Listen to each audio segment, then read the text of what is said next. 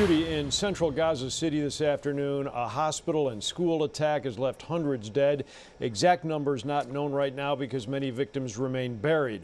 Also not known is who was responsible for the rocket fire. Palestinian leaders point a finger at Israel. Israeli sources say an Islamic Jihad rocket misfired and hit the hospital. Israel's prime minister a few minutes ago saying Hamas murdered Israeli children. Now he says they're murdering their own. With 3,000 already killed in Gaza attacks come the latest two tragedies of war, as many as 500 dead in explosions at a hospital and a school.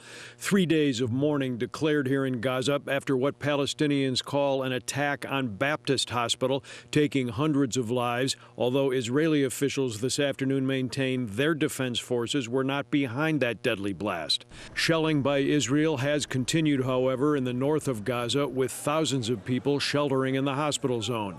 This comes as President Joe Biden heads to Israel and the Kingdom of Jordan Wednesday to speak with regional leaders about this growing humanitarian crisis. At our request, the United States and Israel have agreed to develop a plan that will enable humanitarian aid from donor nations and multilateral organizations to reach civilians in Gaza, and them alone. Hundreds of trucks with supplies for Palestinians in Gaza are waiting on the Rafah border crossing in Egypt, hoping to get inside Gaza to deliver vital resources for the millions in need.